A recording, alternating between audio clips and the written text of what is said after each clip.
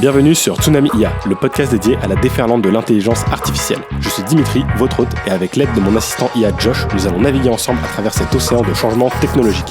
Si vous aussi vous avez le sentiment que l'IA est un changement majeur sur lequel il faut réfléchir et s'informer, ce podcast est fait pour vous. Nous explorons, nous décryptons et surtout nous essayons de surfer sur cette immense vague de transformation que l'IA apporte à notre société.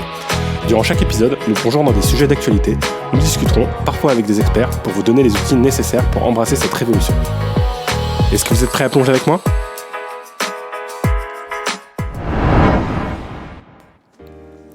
Bienvenue dans ce 17e épisode de Tsunami IA et je suis ravi de vous retrouver cette semaine pour discuter d'intelligence artificielle comme un peu chaque semaine et je voudrais d'ailleurs vous remercier pour tous les retours que vous avez pu me faire sur Instagram notamment avec les petites stories que j'ai pu poster de deepfake qui apparemment ont été vraiment convaincantes. J'ai l'impression que voilà, ça a dupé pas mal de monde et beaucoup de personnes ont été étonnées de la qualité qu'on peut obtenir aujourd'hui avec des outils comme iGen.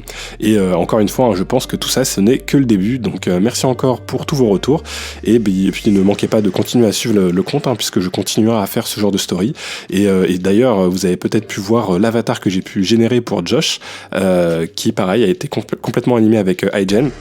Bon bah c'est pareil, si vous voulez voir un peu tout ça, direction le compte Instagram, n'oubliez pas voilà de follow le compte si tout ça vous intéresse, et puis bah comme d'habitude, n'oubliez pas si le podcast vous intéresse de lui laisser une évaluation 5 étoiles et puis d'en parler autour de vous. Alors on commence par une nouvelle qui nous vient des États-Unis avec la Federal Communication Commission, la FCC des États-Unis, qui prévoit de classifier l'utilisation de voix générées par intelligence artificielle dans les appels automatisés, ce qu'on peut appeler aussi les robocalls, comme illégales. Donc cette décision annoncée par la présidente de la FCC, Jessica Rosenworcel, vise à combattre une recrudescence d'appels automatisés utilisant ces technologies qui imitent souvent les voix de célébrités, de candidats politiques ou de proches pour tromper les consommateurs avec de fausses informations. La proposition de Rosenworcel, si adoptée, déclarerait que les appels effectués par des voix générées par intelligence artificielle seraient considérés comme des voix dites donc artificielles et donc qui seraient interdites, selon le Telephone Consumer Protection Act d'ailleurs qui date de 1991. Donc cela rendrait ce type d'appel illégal et ça rendrait cette technologie de clonage et d'utilisation dans le cadre des robocalls interdite. Donc je pense que cette législation, elle fait notamment suite à la news qu'on avait eue la semaine dernière avec les tentatives d'imitation de voix de Joe Biden pour faire des appels à ne pas aller voter. Et effectivement, forcément, derrière, il y a besoin de légiférer sur le point, puisque c'est un réel souci qu'on peut avoir. Si on se retrouve à avoir des clones de voix qui sont très, très qualitatifs, qui se mettent à nous appeler et nous laisser des messages pour nous tromper, voilà, on pourrait rentrer dans des problèmes assez importants. Et donc ça fait sens d'avoir des législations de ce côté-là. Côté de la France, pour l'instant, je n'ai pas entendu de projet sur ce domaine-là. Maintenant, il n'y a pas non plus eu, à ma connaissance, de grosses utilisations comme, en tout cas de gros bad buzz sur ce genre d'utilisation comme on a pu le voir aux États-Unis. Mais voilà, ça ne saurait tarder. C'est des choses qui deviennent maintenant accessibles via les outils qu'on a. Donc du coup, potentiellement, on va peut probablement voir des tentatives arriver aussi en France. Et puis derrière, il y aura sûrement aussi une législation pour éviter ce genre de problème. Ensuite, on a une nouvelle de OpenAI, forcément, on peut jamais faire une actu news sur l'intelligence artificielle en évitant OpenAI, j'ai l'impression. Et donc, ils ont lancé une nouvelle fonctionnalité intégrée à ChatGPT qui, tout simplement, vous permet en utilisant la fonction arrobase, d'appeler des GPT directement dans une conversation classique de ChatGPT. Donc, cette nouveauté, en fait, elle facilite une collaboration entre différents GPT et ça va pouvoir vous permettre de faire des sujets un peu plus construits où vous avez votre conversation principale et vous pouvez ensuite appeler un premier GPT qui va être spécialisé dans une certaine fonctionnalité, par exemple faire des recherches d'articles scientifiques sur un domaine et puis derrière ce GPT va vous envoyer un résultat. Ce résultat-là, vous pourrez potentiellement, par exemple, l'envoyer à un autre GPT qui va, par exemple, faire de la création de vidéos. Et ça va vous permettre de garder une cohérence totale sur la conversation, où vous avez votre conversation de base avec ChatGPT, et où vous pouvez, du coup, ensuite, avec l'arrobase, appeler chaque petit GPT pour avoir des fonctionnalités un peu plus spécifiques quand vous en avez besoin. Donc je ne l'ai pas encore testé, mais voilà, moi c'est vrai que pour l'instant j'ai tendance à utiliser les GPT dans leur propre contexte, mais voilà, je ferai un petit test d'ici le prochain épisode pour vous faire un retour sur cette nouvelle fonctionnalité. C'est vrai que l'avantage de ce genre de fonctionnalité, c'est qu'on garde le même contexte pour les mêmes GPT, donc c'est vrai que des fois quand on utilise un GPT sur un domaine, on se retrouve à devoir lui recopier-coller des informations. Bon là, avec ce système-là, on va garder le contexte sur une seule conversation et on va pouvoir faire communiquer plusieurs GPT ensemble sans avoir besoin de recopier à chaque fois notre contexte ou de redonner les données.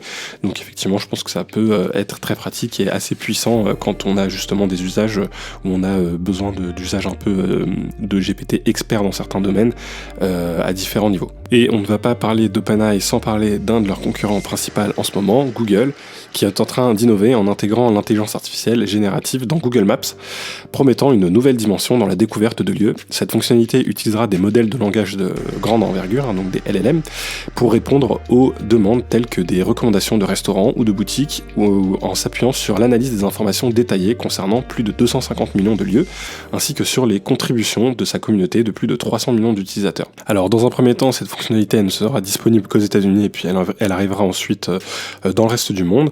Elle sera d'ailleurs au début disponible uniquement que pour les local guides de Google Maps, qui seront les seuls à pouvoir utiliser cette fonctionnalité.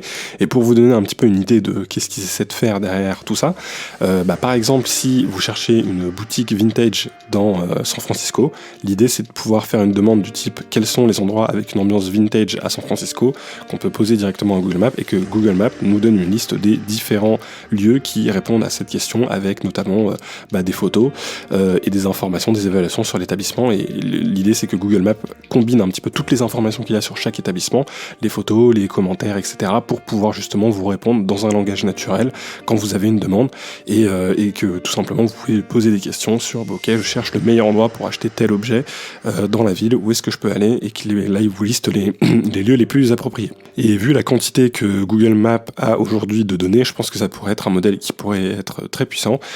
Comme d'habitude, ce qui est important aussi dans les intelligences artificielles, c'est d'avoir des bonnes données de qualité.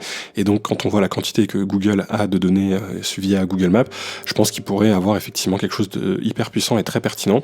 Reste à voir après comment, quand on a un commerce par exemple, on va pouvoir s'arranger pour que notre commerce ressorte bien malgré ces fonctionnalités liées à l'intelligence artificielle. Peut-être qu'il y aura des bonnes techniques et des bonnes pratiques pour s'assurer que que sa boutique ou que son restaurant ressorte bien sur Google Maps, par exemple en donnant un maximum de descriptions sur le lieu, en donnant des photos par exemple pour que l'intelligence artificielle derrière ait le plus de données possible pour aussi afficher la boutique ou le restaurant dans les premiers résultats. Ensuite on a une news de Microsoft, c'est bien comme ça on va un peu tous les faire. Donc d'abord OpenAI, Google, et maintenant on parle de Microsoft. Ensuite j'ai une petite news aussi sur Meta avec Llama. Et là c'est un peu technique, mais en gros Microsoft innove dans le domaine de l'intelligence artificielle en améliorant la précision des LLM grâce à une technique nommée Layer Selective Rank Resolution, donc petit surnom laser, qui a été présentée lors du Microsoft Research Forum de janvier. Et en fait cette méthode concrètement elle va permettre de modifier les poids dans un large language model. Donc dans un large language model on va avoir des réseaux de neurones qui vont avoir chacun un certain poids et avec parfois des réseaux qui sont plus denses que d'autres. Là l'idée c'est de remplacer les réseaux les plus denses par des réseaux moins denses, ce qui peut paraître un peu contre-intuitif, on pourrait se dire qu'on perd de l'information, mais en faisant cette manipulation ils arrivent à augmenter la précision des large language models. Et ils ont eu, avec certains modèles, la capacité d'augmenter leur performance de 20 à 30%. Donc voilà, l'idée c'est pas non plus d'aller dans les détails, même si je pense que ça pourrait être à l'occasion intéressant de faire un épisode un peu plus dédié sur comment un large language model fonctionne. Mais l'idée c'est que voilà, Microsoft continue d'innover dans l'intelligence artificielle, qu'ils sont en partenariat très étroit avec OpenAI, mais que ça ne les empêche pas de leur côté de continuer à faire beaucoup de recherches, et que des techniques comme celles sur laquelle ils sont en train de travailler permettent de réduire énormément, notamment les hallucinations des modèles. Et c'est vrai que ça c'est quelque chose qui est encore problématique en ce moment, mais avec des techniques comme celle-ci on pourrait résoudre ce genre de soucis et arriver, j'imagine, à un moment donné où on aurait des larges langages modèles qui n'hallucineraient plus ou quasiment plus, ce qui serait quand même, je pense, assez bénéfique et ce qui permettrait à faire gagner en fiabilité les modèles qu'on a aujourd'hui. Et donc on enchaîne avec Meta qui a récemment mis à jour son modèle d'intelligence artificielle pour la génération de code nommé Code Llama 70B, qui est disponible gratuitement pour la recherche et l'usage commercial. Et donc Code Llama 70B, il offre une amélioration significative par rapport aux versions précédentes. Il est capable de générer plus de requêtes et d'offrir une précision accrue dans la programmation. En particulier, c'est plutôt un modèle qui a été entraîné pour aider les développeurs à coder. Et il a une précision de 53% sur le benchmark Human Eval, ce qui surpasse GPT 3.5 qui avait une précision lui de 48,1% et se rapproche du score de 67% de GPT-4 Turbo qui aujourd'hui est le meilleur score. Donc voilà, on voit que les progrès sont en train de se faire un peu de tous les côtés, que l'écart et en tout cas l'avance que OpenAI avait est en train de se réduire petit à petit. On avait aussi parlé d'autres sociétés, notamment la société française Mistral qui aussi elle est en train d'avancer très bien sur ces modèles. Juste après je vous parlerai aussi d'un peu de le modèle de Gemini, Gemini Pro, le modèle de Google qui est aussi en train de bien évoluer. Donc voilà, les choses sont en train de vraiment évoluer de tous les côtés. Là l'intérêt quand même c'est que ce modèle de Meta il est open source et donc il est disponible de tous, même s'il demande quand même pas mal de puissance de calcul, notamment en GPU pour le faire fonctionner. Il est disponible sur la plateforme Hugging Face, qui est un peu la plateforme qui regroupe un peu tous les projets d'intelligence artificielle open source. Et sur cette plateforme, vous pouvez faire fonctionner les modèles avec les GPU de la plateforme et donc ça vous permet notamment de tester ce dernier. Donc voilà, ce qui est intéressant, c'est de voir qu'on a quand même ces modèles open source qui sont en train de gagner de plus en plus de performance et donc du coup, potentiellement, ils sont aussi plus facile à implémenter dans d'autres contextes, puisque là, vu qu'ils sont open source, on peut s'en servir, avoir un usage commercial de ces derniers, ce qui n'est pas possible avec GPT-4, puisque aujourd'hui, GPT-4, vous allez devoir passer par l'API et du coup, payer OpenAI à chaque fois que vous allez faire des utilisations de GPT-4. Donc certains business models ne peuvent peut-être pas fonctionner avec une IA comme GPT-4, qui a un coût à chaque fois, alors qu'une autre IA comme Llama 2, par exemple, bon, elle a un coût quand même en termes de ressources de calcul, mais il serait beaucoup moins élevé que celui que GPT-4 va vous demander via les API. Donc pourquoi pas, on pourrait voir du coup des fonctionnalités qui seraient plus viables en tout cas, et je pense que beaucoup de développeurs vont un peu sauter sur ce genre de modèle pour améliorer leurs applications et créer des nouvelles plateformes, créer des nouvelles solutions grâce à ces intelligences artificielles. Et comme j'étais en train de vous l'introduire, on va parler maintenant de Bard, l'outil d'intelligence artificielle de Google qui déploie ses mises à jour, rendant disponible Gemini Pro notamment et la génération d'images dans la plupart des pays. Gemini Pro, il est intégré à Bard en anglais, il a été intégré en anglais en décembre dernier et il offre désormais des capacités avancées dans plus de 40 langues et plus de 230 pays et territoires. Donc Bard, c'était le modèle multimodal de Google, donc l'avantage c'est qu'il n'a pas été forcément pensé comme d'autres modèles qui sont des large language models exclusivement sur la partie texte, il a été pensé comme étant capable d'utiliser plusieurs modes, donc la vidéo, l'image, l'audio et aussi donc le texte, et c'est ça un peu qui peut le rendre aussi intéressant par rapport à d'autres modèles comme ChatGPT. Donc en plus des améliorations linguistiques qu'ils ont apportées, ils ont élargi les fonctionnalités notamment de double vérification. Donc la double vérification en fait elle consiste à donner à l'utilisateur au moment de la réponse une page internet pour vérifier aussi les informations et éviter des problèmes notamment d'hallucination et s'assurer que les informations sont vraies. Et intégration aussi intéressante, donc quand on crée des images avec Bard, il y a une signature qui est faite avec des pixels qui sont cachés dans l'image, qui permettent de facilement en fait reconnaître que l'image a été générée par une intelligence artificielle. Donc on en avait un petit peu parlé aussi dans l'épisode précédent, on commence à voir ce genre de choses, je pense qu'ils vont être clés, qui vont nous permettre de reconnaître qu'est-ce qui a été généré par une IA et qu'est-ce qui n'a pas été généré par une IA, ce qui va nous permettre notamment de reconnaître plus facilement les deepfakes. Donc c'est intéressant de voir que Google est en train d'intégrer ça à sa génération d'images, même si pour l'instant, mais je vous en parlerai un peu plus dans la section utilisation de l'IA de la semaine, puisque j'ai testé un petit peu Bard pour vous faire un retour. Pour l'instant les images sont pas non plus incroyablement réalistes, on n'est pas encore au niveau de ce qu'on peut avoir avec d'autres modèles. Et ensuite on a une nouvelle qui concerne Mistral, où la communauté AI open source a été bouleversée entre guillemets par la fuite d'un nouveau modèle de langage LLM open source appelé MiQ 1 70B sur la plateforme Hugging Face dont on parlait un petit peu tout à l'heure. Donc ce modèle là, pourquoi il est intéressant? Parce que tout simplement il pourrait avoir des performances qui seraient équivalentes, voire même qui surpasseraient GPT-4. Donc on va voir un petit peu ce que ça donne, il faudrait le tester un petit peu plus en profondeur. Je vais essayer de voir aussi si d'ici la semaine prochaine je peux réussir à mettre la main sur une version du modèle pour essayer de voir un peu de quoi elle est capable. Et son intérêt surtout, c'est que c'est un modèle qu'on appelle quantifié, donc qui peut tourner sur des machines beaucoup moins puissantes que les modèles classiques, comme GPT-4, même si on ne sait pas exactement quelle est l'infrastructure derrière nécessaire pour faire tourner un modèle comme celui de GPT-4, on se doute qu'il faut des gros data centers avec beaucoup de puissance de calcul. Et donc là, la particularité, c'est que ce modèle-là, il aurait été optimisé pour travailler sur des plus petites machines, donc potentiellement avoir une version locale, un petit peu comme on en avait parlé, je crois, il y a 2 épisodes où je vous expliquais comment installer votre large language model en local sur votre machine, avec des outils comme LM Studio ou GPT4All. Bon bah là, on pourrait voir potentiellement un modèle qui pourrait apparaître sur ce genre de logiciel qui permettrait donc du coup de faire tourner le modèle en local. Bon bah c'est intéressant, ça rajoute un petit peu de la concurrence, on va voir. Bon, c'est vrai qu'en ce moment, GPT-4, c'est un petit peu le modèle à surpasser, donc tout le monde essaye un peu de se vendre en disant qu'ils sont en train d'avancer sur des outils qui sont en train de peut-être surperformer GPT-4 ou de superformer dans certains domaines, etc. Bon bah c'est clairement la course pour essayer d'avoir le meilleur modèle. Aujourd'hui, GPT-4 Turbo reste le modèle le plus performant, mais on va voir effectivement si avec tous ces concurrences, on va avoir des modèles capables de le surpasser, et surtout potentiellement de le faire avec l'open source, qui serait, je pense, hyper intéressant.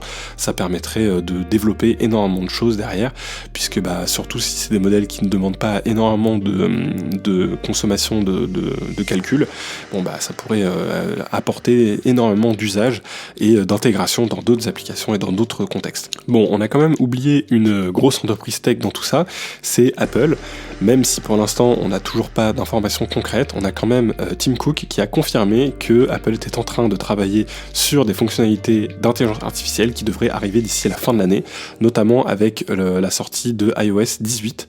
Donc on va voir, voilà, on va voir ce qu'ils vont nous amener là-dessus. Est-ce qu'ils vont être capables de nous amener des choses qui seraient similaires à ce qu'on a pu voir par exemple avec Samsung et les fonctionnalités qu'ils ont apportées avec la participation de Google dans leur dernière ligne de téléphone sur leur Samsung S24.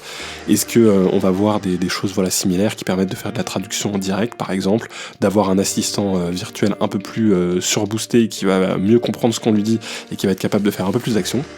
On attend de voir, voilà, en tout cas on s'en doutait, mais ils sont en train de travailler sur le sujet. Ensuite, on a une news venant du géant du logiciel d'entreprise SAP qui a annoncé prévoir une restructuration avec le remplacement de 8000 emplois, soit plus de 7% de sa main-d'œuvre totale, par des technologies d'intelligence artificielle.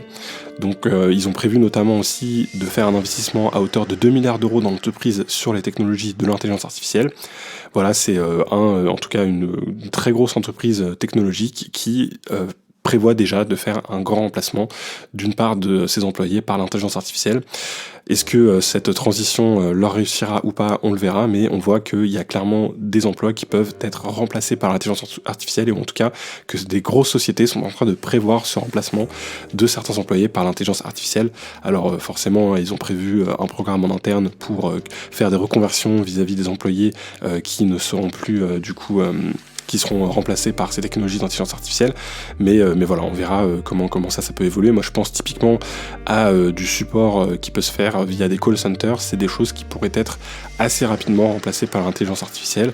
Donc est-ce qu'on va voir des entreprises qui ont ce genre de besoins avec des besoins de support de niveau 1 par exemple, qui pourraient peut-être voilà les questions un peu classiques, assez simples à répondre, est-ce que ça c'est pas des choses qui pourraient être remplacées par des systèmes de chat avec des large language models ou des systèmes d'assistants virtuels qui seraient capables via des appels de répondre à nos questions et de nous orienter quand on a un souci technique. Bon je pense que c'est des choses qu'on va voir apparaître petit à petit, et voilà, on verra comment tout ça se développera dans l'entreprise SAP, mais on voit qu'ils sont en train de prendre ce tournant-là en tout cas. Et enfin, dernière news, on a la société Neuralink qui a été notamment cofondée par Elon Musk, qui a franchi une étape significative en implantant pour la première fois leur puce cérébrale dans un patient humain le 28 janvier. Donc ce développement fait suite à une série d'essais controversés sur des animaux notamment, dont un macaque ayant réussi à jouer au jeu vidéo Pong par la pensée. Les premiers résultats semblent prometteurs avec des activités neuronales encourageantes qui ont été rapportées. Neuralink aspire à transformer radicalement la biotechnologie médicale. Leur puce d'une largeur d'1 centimètre vise à restaurer la mobilité chez les patients tétraplégiques, redonner la vue aux aveugles et traiter des pathologies psychiatriques telles que la schizophrénie, la dépression et les troubles du spectre de l'autisme. L'entreprise cherche à apporter des solutions à des défis médicaux jusqu'ici insolubles. Cependant, cette avancée n'est pas exempte de toute controverse et de risque, puisque Neuralink a fait l'objet de polémiques, notamment pour des accusations de maltraitance animale et la mort de plus de 1500 animaux durant les les essais qu'ils ont fait depuis 2018. Donc là, c'est vrai que c'est assez dingue, on se rapproche vraiment de ce qu'on a pu voir dans des tas de films et séries de science-fiction avec ce type de matériel, avec des possibilités dans le futur qui pourraient être assez incroyables. Dans les exemples du coup que Neuralink citait, il y avait notamment le fait de redonner la vue à quelqu'un qui serait aveugle. C'est vrai que c'est des choses qui seraient envisageables si on avait des puces directement connectées au cerveau. Voilà, maintenant c'est une technologie qui reste à ses débuts, on verra où elle arrive, et puis je pense aussi qu'il y a vraiment un gros sujet derrière sur à quel point on va être ok avec le fait de potentiellement se mettre un implant dans le cerveau qui nous permettrait de acquérir plus de puissance de calcul entre guillemets, ou de pouvoir faire contrôler des appareils à distance via cet implant. C'est vraiment un pan où là on rentre dans la partie transhumanisme, hein. C'est vraiment quelque chose qui est encore à ses débuts mais qui commence à devenir de plus en plus concret et qui en plus couplé à l'intelligence artificielle pourrait donner des résultats assez incroyables. Du coup c'est un sujet que j'aimerais un petit peu creuser avec vous aujourd'hui, mais avant ça, je vais déjà vous parler de mon utilisation de l'intelligence artificielle de la semaine. Alors l'utilisation de l'IA de la semaine, ça a été pour moi de créer notamment des stories grâce à différents outils d'intelligence artificielle. Donc pour ceux qui suivent le compte Instagram Tsunami.IA, vous avez probablement pu voir l'avatar de Josh vous parler, et je vais vous expliquer un petit peu quels outils j'ai utilisés pour réussir à avoir ce résultat. Donc la première étape pour moi, ça a été d'utiliser ChatGPT pour avoir un premier script qui a été utilisé derrière pour faire l'animation de cette story. La deuxième chose que j'ai fait, c'est utiliser Midjourney pour créer l'avatar de Josh.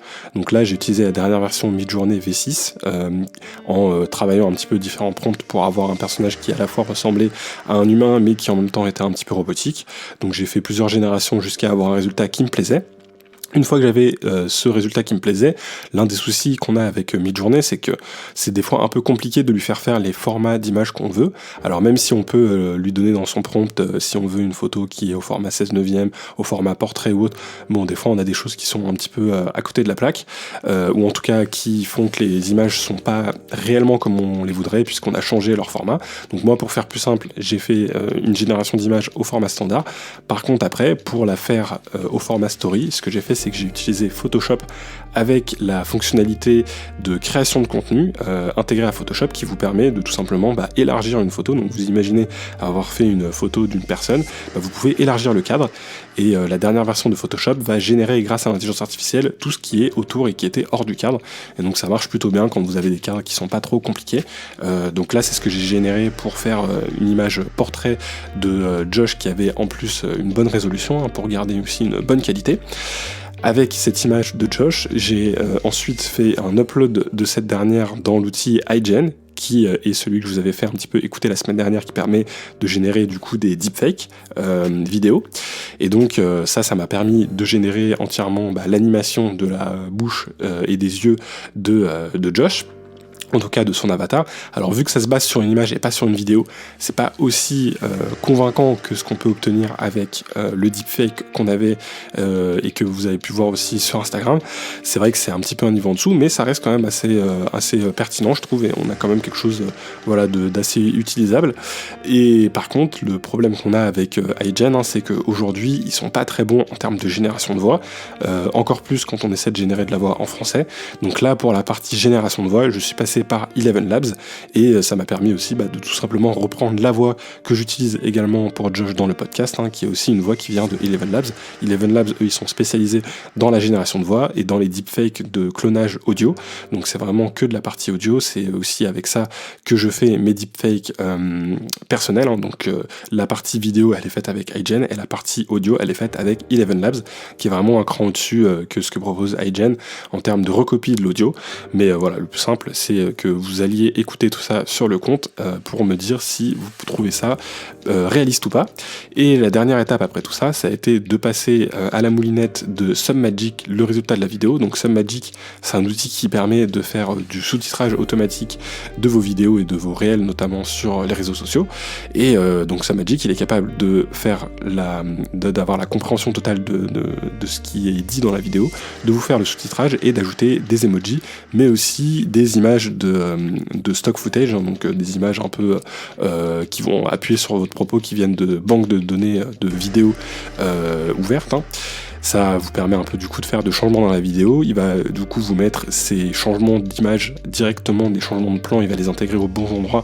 Donc si par exemple vous parlez d'ordinateur et de calcul, il va vous intégrer une image peut-être d'un ordinateur ou de quelqu'un qui tape sur un clavier. Tout ça il va le faire automatiquement. Vous pouvez quand même retoucher un petit peu, modifier ce qui vous a rendu en termes d'image et de rendu. C'est ce que j'ai fait moi pour avoir exactement ce que je voulais, et à la fin vous avez votre vidéo qui ressort, donc sans avoir eu besoin de passer par un logiciel de montage, sans avoir eu besoin de recopier chaque phrase une par une. Donc c'est vraiment un outil assez incroyable, je pense qu'il est beaucoup utilisé, puisque vous pourrez aller voir sur leur site le style des sous-titres. Ils en proposent plusieurs, mais le style un peu le plus connu des sous-titres, vous allez vous rendre compte que vous le voyez un peu dans toutes les stories. Il est énormément utilisé aujourd'hui, je pense. Ça permet de gagner tellement de temps en fait que c'est vrai que c'est assez pertinent pour les créateurs de contenu. Et ensuite, ma deuxième utilisation de l'IA de la semaine, ça a été l'utilisation de Google Bard. Donc j'en ai un petit peu parlé dans la partie news. Google Bard, ils ont intégré leur modèle Gemini Pro qui est maintenant accessible. Donc déjà, première chose, c'est gratuit. Donc je vous conseille vraiment d'aller tester Google Bard. Vous avez juste à vous connecter avec votre compte Google pour pouvoir utiliser Bard. Toujours se méfier quand on a des produits gratuits comme ça. Pensez aussi au fait que les données que vous allez donner à Google vont très probablement être réutilisées pour entraîner le modèle, ou on ne sait pas exactement comment elles vont être utilisées, mais en tout cas évitez de l'utiliser avec des données confidentielles. En tout cas, il reste accessible aujourd'hui, gratuitement, et il permet de faire des choses assez évoluées. Il permet de générer des images, même si j'ai pas réussi à générer des images sans passer par un VPN vers les États-Unis. Donc c'est une fonctionnalité normalement qui devrait être disponible en France, mais en tout cas moi j'ai pas réussi à le faire. Si jamais ça vous amuse de faire le test, essayez de votre côté. Moi, pour pouvoir générer des images, j'ai dû passer par la version américaine en me connectant via un VPN. Et là, pas de souci, ça fonctionnait. J'ai pu réussir à générer quelques images avec Bard. Bon, pour l'instant, en génération d'images, il n'a pas le même niveau que DALL-E 3 ou Midjourney, mais il a quand même un bon niveau. Je trouve que le rendu fait assez vrai. C'est juste que il y a souvent des artefacts qui font que on voit tout de suite que ça a été généré par une IA, et il a quand même un peu du mal encore à suivre des instructions complexes, mais voilà, c'est un modèle qui va encore évoluer. Là où je l'ai trouvé hyper intéressant, et je trouve que ça c'est vraiment une fonctionnalité hyper utile, c'est qu'il est capable de résumer les vidéos YouTube. Forcément, Google et YouTube, c'est la même société. Et la force qu'ils ont, je pense, c'est qu'ils ont entraîné leur modèle, vu qu'il est multimodal, il est capable d'analyser des images, mais aussi d'analyser de la vidéo. Et donc en fait, vous pouvez lui donner un lien d'une URL YouTube et lui dire par exemple, résume-moi cette vidéo YouTube, fais-moi des points clés sur ce que tu as retenu de cette vidéo YouTube. Et là, pour le coup, franchement, ça marche super bien. Donc j'ai fait le test avec 2-3 vidéos, c'est hyper impressionnant. Il arrive à vous faire des petits bullet points, vous regroupant toutes les infos de la vidéo. Même pour des vidéos assez longues de 30 minutes par exemple, il va quand même réussir à vous faire un résumé qui va parler de toutes les étapes de la vidéo, ce qui est un des problèmes qu'on peut des fois avoir avec les large language models, c'est que ils ont tendance à beaucoup détailler le début, détailler la fin, et puis le milieu ils ont tendance à rien du tout nous dire dessus. C'est un problème souvent quand on a avec la maîtrise du contexte qu'on a avec ces large language models, souvent on se retrouve à avoir du mal à avoir des bons résumés qui nous résument du début à la fin toutes les infos. Là pour le coup il a réussi à le faire parfaitement, et encore une fois un modèle disponible gratuitement en ce moment, donc je vous encourage vraiment à aller l'utiliser. Beaucoup de personnes considèrent que c'est un petit peu le concurrent numéro 1 en ce moment de GPT-4, et que même s'il est un niveau en dessous, il a quand même des performances qui sont assez impressionnantes. Donc testez-le et puis vous me direz ce que vous en pensez. Salut Josh, donc aujourd'hui on a parlé un petit peu de Neuralink qui est en train de travailler sur des implants qui pourraient directement se connecter à notre cerveau. Il y a aussi le Apple Vision Pro qui est sorti hier et qui nous parle de Spatial Computing, donc un casque de réalité augmentée qui nous permettrait d'utiliser l'outil informatique dans notre environnement. Donc avec tout ça, moi j'aimerais un peu parler de transhumanisme et de comment tous ces objets et toutes ces technologies pourraient évoluer dans le futur. Qu'est-ce que tu en penses ? C'est un sujet absolument fascinant. Le transhumanisme, avec ses perspectives de transcender les limites humaines grâce à la technologie, s'inscrit pleinement dans les discussions autour de projets ambitieux comme Neuralink et le Apple Vision Pro. Neuralink travaille sur des interfaces cerveau-machine qui, en théorie, pourraient améliorer notre cognition, voire nous permettre de communiquer ou de contrôler des appareils par la pensée. Imaginez, par exemple, si vous pouviez apprendre une langue étrangère en téléchargeant directement les informations dans votre cerveau, ou si vous pouviez contrôler votre environnement domestique juste en y pensant. D'autre part, le Apple Vision Pro s'inscrit dans le domaine de la réalité augmentée et du spatial computing. Ces technologies pourraient révolutionner la manière dont nous interagissons avec notre environnement en superposant des informations numériques au monde réel. Cela pourrait transformer radicalement des secteurs comme l'éducation, le design, la chirurgie et même notre vie quotidienne à la maison. Ces avancées soulèvent des questions fascinantes sur l'avenir du transhumanisme. Comment ces technologies vont-elles évoluer? Allons-nous vers une société où la distinction entre humain et machine devient de plus en plus floue? Et comment ces avancées pourraient-elles remodeler notre compréhension de l'identité humaine, de la conscience et de l'éthique? Il est crucial de considérer les implications éthiques et sociales de ces technologies. Par exemple, comment garantir que ces avancées profitent à tous et ne créent pas un fossé encore plus grand entre les différentes couches de la société? Comment équilibrer les avantages de ces technologies avec les préoccupations concernant la vie privée, la sécurité et l'autonomie individuelle? C'est un terrain passionnant et en constante évolution, plein de possibilités et de défis. Quelles sont vos pensées sur la manière dont nous devrions naviguer dans ce futur excitant mais complexe? Alors avant de rentrer un petit peu dans les détails des questions que Josh soulève, je voudrais juste réexpliquer un petit peu la différence qu'on a entre des systèmes comme le Apple Vision Pro où on parle de spatial computing et de réalité augmentée et des systèmes qui sont eux assez différents comme ceux de Neuralink où là on va vraiment essayer d'implanter quelque chose au niveau directement, une interface qui va directement s'implémenter au niveau du cerveau. Donc quand on parle de casque à réalité augmentée, pour l'instant c'est quelque chose qu'on va rajouter sans avoir à faire cette connexion directe avec le cerveau. Donc en l'occurrence avec le casque de Apple, on met le casque, ça nous permet d'avoir un accès à un ordinateur, de faire des tas de fonctionnalités. Donc pour l'instant c'est quelque chose qui est, on va dire, encore à ses débuts, d'après en tout cas les différents tests et retours qu'il y a en tout cas sur l'appareil d'Apple, c'est un petit peu pour l'instant quelque chose qui est pas suffisamment, on va dire, optimisé et performant pour vraiment donner une expérience utilisateur qui est très transparente en tout cas, telle qu'on pourrait l'avoir avec, je sais pas, on pourrait imaginer des lunettes qui nous permettraient d'avoir cette réalité augmentée et une très forte puissance de calcul, mais sans avoir à avoir un gros casque à mettre sur ses yeux et un système aussi surtout qui laisserait transparaître les yeux directement, puisque là Apple ils ont utilisé une technique un petit peu innovante pour afficher les yeux des personnes avec tout simplement un écran. Bon, on voit qu'on en est encore un petit peu au début de ce genre de technologie, mais c'est ce qui nous permet entre guillemets d'avoir un accès un petit peu comme ce que fait le smartphone aujourd'hui, un prolongement un peu de notre cerveau qui via une interface physique comme l'écran tactile de son téléphone nous permet de discuter avec d'autres personnes, de se connecter à internet, d'accéder à des intelligences artificielles, d'obtenir des tas d'informations. Donc je pense que cette partie un petit peu réalité augmentée, spatial computing, c'est quelque chose qui ne devrait pas poser énormément de problèmes en termes d'acceptation. Même si là aujourd'hui le casque d'Apple, si vous voyez quelqu'un se balader dans la rue avec ça, vous allez trouver ça assez étrange.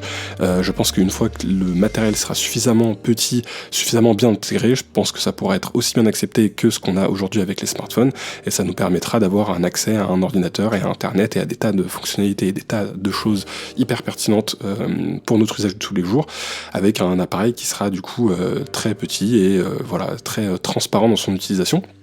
Donc ça, j'ai très peu de mal à le voir apparaître d'ici les prochaines années. Et c'est là d'ailleurs où on voit que le pari que Mark Zuckerberg a fait sur le métaverse pourrait très bien être gagnant dans les prochaines années, puisque si on a des outils comme le Apple Vision Pro ou d'autres outils de réalité augmentée qui sont de plus en plus accessibles et de plus en plus fonctionnels autour de nous, c'est vrai que cet aspect d'avoir un univers parallèle entre guillemets où on pourrait avoir accès à des tas de fonctionnalités d'applications, de réseaux ou autres, prendrait tout son sens, et je pense qu'on aurait beaucoup d'applications qui commenceraient à prendre leur sens lorsque ce genre de casque serait plus facile d'accès. Avec ce genre de casque, on n'est pas vraiment dans ce qu'on pourrait appeler du transhumanisme, mais par contre avec l'interface cerveau-machine, notamment sur laquelle l'entreprise Neuralink travaille et qui a réussi du coup à faire sa première implémentation dans un humain, là on passe vraiment une étape supérieure vers quelque chose qui ressemble à ce qu'on aurait pu voir dans toutes les séries, films et autres livres de science-fiction, où on va vraiment potentiellement pouvoir améliorer l'humain directement avec des technologies. Josh, j'aimerais que tu m'en dises un peu plus justement sur ces interfaces d'interface cerveau-machine. Est-ce que tu as des exemples d'applications qui ont lieu aujourd'hui, d'exemples en recherche peut-être, de personnes qui ont utilisé ce genre d'interface et à quel point elles ont réussi ou non, et quelles ont été un petit peu leur application pratique? Les interfaces cerveau-machine, ICM, représentent un domaine de recherche fascinant et prometteur qui fusionne la neuroscience avec la technologie de pointe. 16 systèmes permettent une communication directe entre le cerveau et les dispositifs externes. Voici quelques exemples notables d'applications et de recherches actuelles dans ce domaine. Rétablissement de fonctions après des lésions. Les ICM ont été utilisés pour aider les personnes paralysées à retrouver le contrôle de leurs membres. Par exemple, des implants cérébraux ont permis à des patients paralysés de contrôler des bras robotiques ou de retrouver une certaine autonomie en manipulant des curseurs sur un écran uniquement par la pensée. Amélioration des capacités cognitives. Bien que ce soit encore au stade expérimental, certains chercheurs explorent comment les ICM pourraient être utilisés pour améliorer la mémoire ou d'autres fonctions cognitives. Par exemple, des recherches ont été menées pour voir si des signaux électriques spécifiques, lorsqu'ils sont transmis au cerveau, peuvent améliorer la mémoire ou la vitesse de traitement de l'information. Traitement des maladies neurologiques et psychiatriques. Les ICM sont également étudiés comme un moyen de traiter les maladies neurologiques telles que la maladie de Parkinson, où des dispositifs implantables peuvent aider à réguler les signaux neuronaux anormaux. De même, il y a des recherches sur l'utilisation des ICM pour traiter les troubles psychiatriques comme la dépression résistante au traitement. Applications militaires, certains projets, comme le projet de l'Agence pour les projets de recherche avancée de défense des États-Unis, DARPA, explorent l'utilisation des ICM pour améliorer les capacités des soldats, que ce soit en termes de communication directe cerveau à cerveau ou en améliorant les capacités cognitives dans des situations de stress intense. Interaction avec l'environnement numérique. À l'instar de CE que propose l'Apple Vision Pro avec le Spatial Computing, les ICM pourraient permettre une interaction plus fluide et intuitive avec nos environnements numériques, rendant l'interface utilisateur presque transparente, où nos pensées pourraient directement influencer notre environnement numérique. Cependant, il est important de noter que bien que CES avancées soient prometteuses, elles soulèvent également de sérieuses questions éthiques et de sécurité. La protection de la vie privée, l'autonomie des utilisateurs et les implications à long terme de tels dispositifs sur notre cerveau et notre société sont des sujets de débat intenses. La route vers une intégration complète et sûre des ICM dans notre quotidien est encore longue, mais les progrès réalisés jusqu'à présent sont indéniablement impressionnants. Alors je pense que parmi les exemples que Josh nous a donnés, celui qui va faire le moins débat et qui me paraît en tout cas le plus sensé, c'est le premier sur le rétablissement de fonctions après des liaisons via ces interfaces cerveau-machine. Donc ça va permettre potentiellement à des personnes qui sont paralysées de reprendre le contrôle de certains membres. Donc je sais qu'aujourd'hui ça s'est déjà fait sur des bras robotisés par exemple ou des mains robotisées, et c'est vrai que là ça va permettre à des personnes qui avaient perdu un membre de pouvoir retrouver un usage normal, en tout cas grâce à ce genre de prothèses qui seraient du coup contrôlées via des interfaces cerveau-machine. Donc je pense que cette partie-là c'est la plus pertinente en tout cas aujourd'hui, et c'est celle qui va effrayer le moins les personnes. Maintenant, quand on commence à parler d'amélioration des capacités cognitives, c'est là où je pense qu'on va plus rentrer dans le débat, et c'est là aussi où il pourrait y avoir un impact bien plus fort sur la société. Donc imaginez si justement les entreprises telles que Neuralink arrivent avec des progrès petit à petit à avoir des implants qui seraient de très bonne qualité et qui vous permettraient de par exemple améliorer votre mémoire ou tout simplement vous permettre de vous connecter directement à Internet ou à une intelligence artificielle. Imaginez la puissance que ça pourrait apporter entre guillemets aux personnes qui seraient équipées de ce genre de fonctionnalités. Là on rentrerait clairement dans quelque chose qui serait des choses qu'on a vues dans les films de science-fiction jusqu'à aujourd'hui, mais voilà, ça pourrait potentiellement arriver grâce à ce genre d'implant. Donc forcément aujourd'hui quand on utilise ce genre d'implant, on n'en est pas du tout à ce niveau d'avancement en termes de lecture de l'activité cérébrale, on n'est pas capable d'aller très loin et de pousser ce genre d'interface, mais c'est comme tout, ça va évoluer, et plus tard on pourra avoir des interfaces qui nous permettraient par exemple de communiquer directement avec notre pensée, si on arrivait justement à un niveau où on arrive à décrypter les ondes cérébrales avec une très bonne qualité, une bonne fiabilité. D'ailleurs, l'intelligence artificielle pourrait très bien aider à avancer plus rapidement sur ce genre de sujet, puisque comme d'habitude, l'intelligence artificielle elle est très douée quand on a des gros volumes de données et qu'on essaye de résoudre des problèmes assez définis, et typiquement réussir à lire et comprendre l'activité cérébrale d'une personne, c'est le genre de problème sur lesquels une intelligence artificielle pourrait très rapidement faire des avancées. Je crois que d'ailleurs on en avait parlé dans un épisode précédent où on avait des chercheurs qui avaient réussi à justement décrypter des mots en justement lisant l'activité cérébrale, mais cette fois-ci avec des sondes qui étaient à l'extérieur de la tête. Donc là on parle pas de quelque chose qui est directement branché dans le cerveau comme l'interface cerveau-machine dont on parle.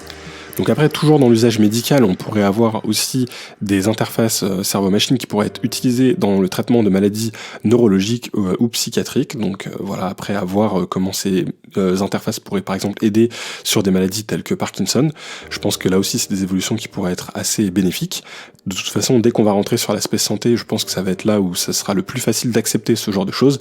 Dès qu'on passe plus sur la partie amélioration des capacités cognitives, c'est là où je pense qu'il y aura un plus gros débat éthique et surtout un changement qui sera très difficile en tout cas à accepter.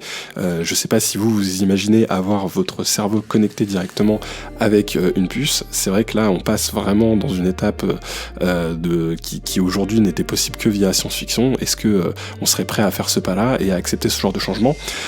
Quels seraient les bénéfices pour ceux qui l'acceptent, et surtout aussi comment ça ferait évoluer notre société? Est-ce que une personne qui a un implant qui lui permet de réfléchir plus vite, d'avoir une meilleure mémoire, elle serait pas plus du coup facilement employable par exemple? Est-ce que certains postes d'ailleurs ne seraient pas des postes qui demanderaient en prérequis d'avoir ce type d'implant? Donc là encore on pourrait créer aussi des très grandes disparités entre ceux qui peuvent se payer ce genre d'implant et ceux qui ne peuvent pas se payer ce genre d'implant. On pourrait voir aussi des qualités d'implants différents en fonction des moyens aussi financiers qu'on pourrait avoir pour acheter ce type d'implant. Et là c'est vrai que ça nous fait, en tout cas moi ça me fait penser tout de suite au monde un peu dystopique qu'on peut retrouver dans l'univers par exemple de Cyberpunk 2077, où on se retrouve avec des grandes firmes qui ont un contrôle absolu sur toute la population. Et effectivement, voilà, c'est le genre de cas d'usage qui donne à réfléchir, même si aujourd'hui on en est encore un petit peu loin. Par contre, les usages, je pense, qui pourraient apparaître plus rapidement, c'est les applications militaires, forcément, comme ChatGPT nous en a parlé. Il y a déjà des projets qui existent sur ce type d'interface. Il y a des chercheurs de l'université du Wisconsin qui, en partenariat avec le département de la défense des États-Unis, ont développé un système qui pourrait redonner la vue justement à des militaires qui seraient devenus aveugles, avec un traitement de patch rétinien microscopique.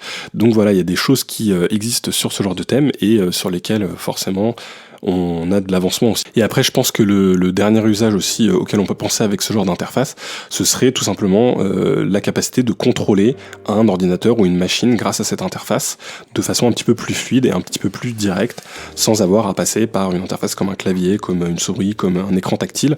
Et je pense que c'est un petit peu ça l'objectif de Neuralink, puisque comme on en parlait dans les news, lors de leur recherche, ils ont réussi à obtenir d'un singe qu'il puisse contrôler le jeu Pong. Donc on voit que voilà, c'est un petit peu la première étape qu'ils sont en train d'essayer de faire. Et donc ça m'amène un petit peu à ma question, est-ce que si ces interfaces deviennent accessibles prochainement, est-ce que vous seriez prêt à passer le pas? Est-ce que c'est quelque chose qui vous convaincrait de vous connecter directement, d'aller connecter votre cerveau à une interface qui vous permettrait de contrôler des appareils à distance? Donc voilà, je sais pas si pour l'instant, personnellement, moi je serais prêt à faire le pas, je ne pense pas. Ça reste quand même très intrusif comme technologie, et surtout, je garde toujours moi en tête l'aspect sécurité. Imaginez le genre de sécurité que vous devez avoir sur ce genre de mécanisme. Il y a quand même de nombreux problèmes souvent avec les objets connectés.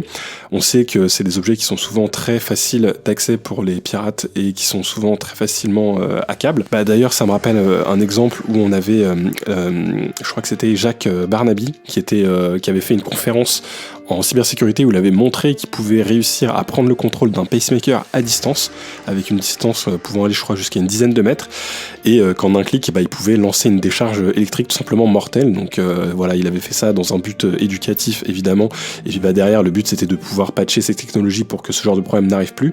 Mais souvent en fait l'aspect sécurité, quand on a ce genre de matériel, il arrive souvent bien trop tard dans le processus de développement, et on se retrouve avec des appareils qui ne comportent tout simplement aucune vraie fonctionnalité de sécurité. Et donc voilà, là c'était un pacemaker, donc c'est quand même très très grave, hein. Si on peut se retrouver à prendre le contrôle d'un pacemaker, voilà, on se rend compte un peu du problème qu'on peut avoir de sécurité. Mais maintenant, si on parle d'un implant qui est directement connecté au cerveau, on pourrait avoir des problèmes de sécurité qui ressemblent plus au piratage qu'on a aujourd'hui, c'est-à-dire pas des piratages où on a forcément un objectif de nuire directement, mais plutôt des piratages où l'objectif c'est d'obtenir de l'argent. Et donc si on arrive à obtenir les données tout simplement qui seraient dans cet implant, ou une partie des informations qui seraient extraites directement des activités cérébrales, on pourrait vraiment avoir un gros problème de sécurité. Et aussi ça va avec un problème de vie privée. L'entreprise qui va vous mettre cet implant, qu'est-ce qui vous permet de vous assurer que derrière elle va pas mettre des fonctionnalités par exemple de publicité hyper avancées qui permettraient, dès que vous pensez à la moindre chose, vous avez à peine le besoin qui commence à peine à s'exprimer dans votre cerveau, avoir tout de suite une publicité ciblée dessus. On arrive déjà aujourd'hui à des publicités extrêmement bien ciblées de par les données qu'on donne via les réseaux sociaux et notamment nos téléphones aux publicitaires. On arrive à un point, on a l'impression que les appareils nous écoutent tellement que les publicités proposées sont précises. Imaginez si vous avez un implant dans le cerveau et que ces informations peuvent être accessibles à un publicitaire, imaginez jusqu'à où ça pourrait aller. Donc voilà, je pense que c'est quelque chose qu'il faudra vraiment il faudra y réfléchir à deux fois avant de passer le pas et de se faire connecter un implant. Donc forcément, quand c'est pour des raisons médicales, il n'y aura plus vraiment ce débat-là. Si ça vous permet d'accéder à un membre que vous avez perdu par exemple, là je pense que l'intérêt il est tout de suite bien plus pertinent. C'est un petit peu comme le pacemaker, on a beau avoir des problèmes de sécurité dessus, si vous permet de rester en vie, ça reste quand même quelque chose de très utile. Là par contre, si on parle d'implants qui nous permettraient de se connecter à des interfaces ou autres, qui ne seraient pas essentielles dans un premier temps, effectivement il vaut mieux y réfléchir à deux fois avant de sauter le pas. En tout cas, je serais curieux de savoir ce que vous pensez de ce type de technologie, et si de votre côté vous seriez intéressé par avoir une interface cerveau-machine qui vous permettrait d'être soit plus intelligent, d'avoir plus de mémoire, ou tout simplement de contrôler des appareils à distance. Est-ce que c'est quelque chose qui vous intéresserait? Est-ce que d'être capable de parler peut-être directement via la pensée à d'autres personnes qui ont cette interface vous paraît un futur enviable auquel vous aimeriez participer? Je vous laisse réfléchir à tout ça jusqu'au prochain épisode, et d'ici là je vous souhaite de vous porter en bonne forme et je vous dis à la prochaine. Ciao.